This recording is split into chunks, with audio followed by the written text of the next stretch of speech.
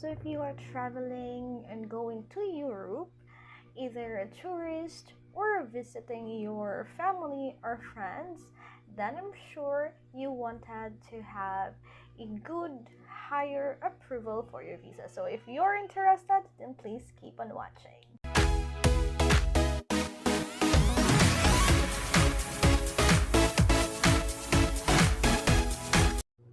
Hi guys, this is me Shenny, and for today's video I will gonna give you some advices on how to get a higher approval of your Schengen visa.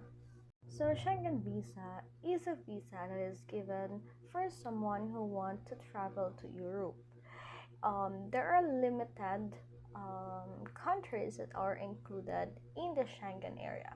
So what are those countries? So here are the list of the countries that are included in the Schengen area.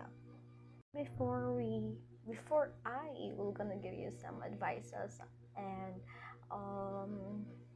tips on how to get a higher approval on your visa, first let's define what is a Schengen visa. So after choosing the country that you wanted to apply, now you will decide what kind of visa are you gonna apply. So there's a lot of different visa, okay, but for this video I will only gonna share some tips for the tourist visa and the visit visa. So since you already know the countries that are included in the Schengen countries or the Schengen area, now you have to decide which country you wanted to apply. So you can apply to any countries that are included in the Schengen area. So let's define what is the difference between these two kind of visa. For the tourist visa, for the word itself, tourist, so meaning you're going to Europe or a Schengen area purely as a tourist. Okay, so you're gonna be a tourist in this area in Europe.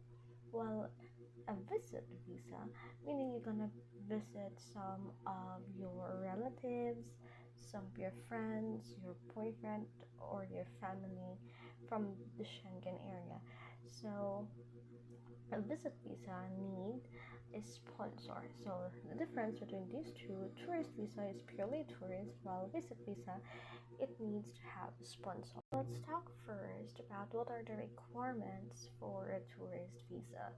Since you're going to the Schengen area as a tourist, you need to prove to the embassy that you're going there as a tourist. So first, what are the things that you need to provide? So aside from of course, you need to send your passport copy. If you have travel history from different countries, you can include that. And then yes, your vaccine card, you need to photocopy it, and you need to send it to the embassy as well. And the next is you need to provide, this is very important, the most important thing, you need to provide your bank statement. So meaning you have enough money to travel to this country. So you need to provide your bank account statement, and then a bank certificate. So you have to make sure that it is active for the last 6 months. So meaning there are activities going into your bank. So there is income coming, and then you're also using it to pay for your bills. You can see that in the activity of your bank. It's very important because the embassy will gonna question you if you put big amount of money one time and then there's no movement. It's a red flag for them. Next is of course your work.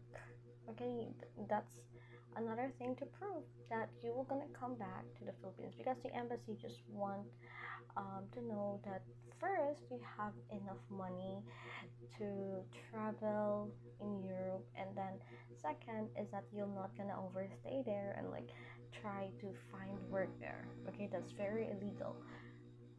So meaning you have to prove to them that you have means of going back to the Philippines.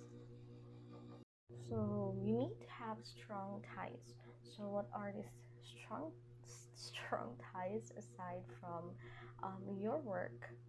If you have business, you can also provide your business permit. If you have your family members, if you want, you can include their birth certificates. This will be very helpful as well. So I think that's all for the tourist. Always remember that you don't need to lie for the embassy because they will gonna check.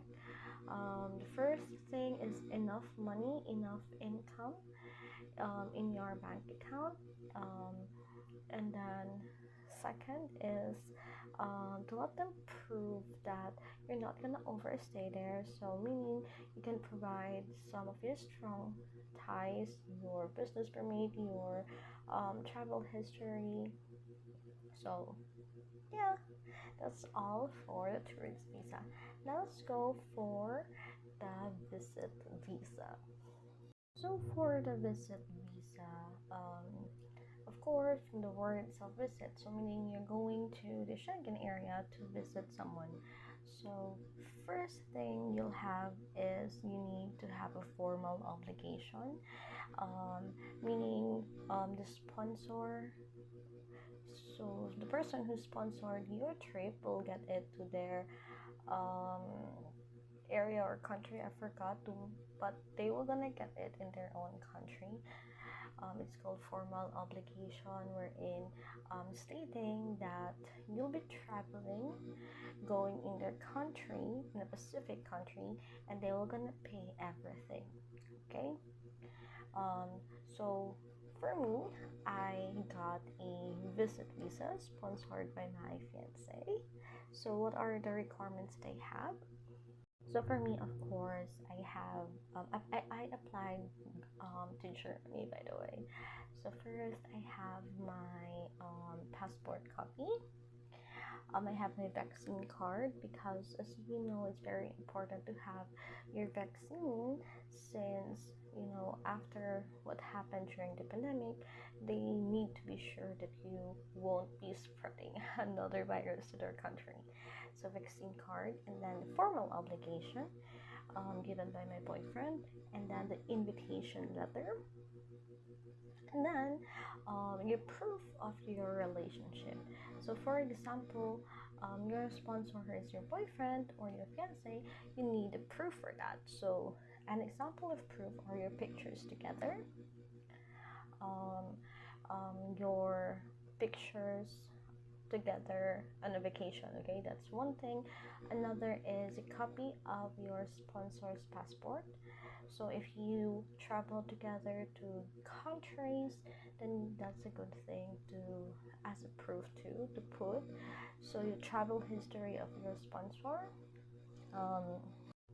Next is the work certificate of your sponsors, or meaning he or this sponsor have enough proof that he can actually pay everything when you travel there. And of course your bank account, your remittances. If your sponsor sometimes send you money, that's another good thing to include as well.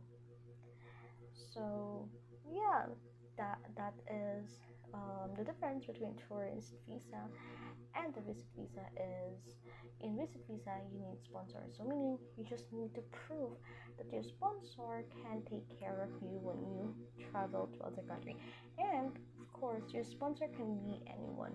Okay, as long as you have proof, for example your fiance, your family members, your mom, your dad. Okay, as long as you have enough proof that you know this person. Okay, and that person can actually take care of you when you go to their own country. So for both of them, you need to have a cover letter. So in a cover letter, you need to write in there the purpose of your travel.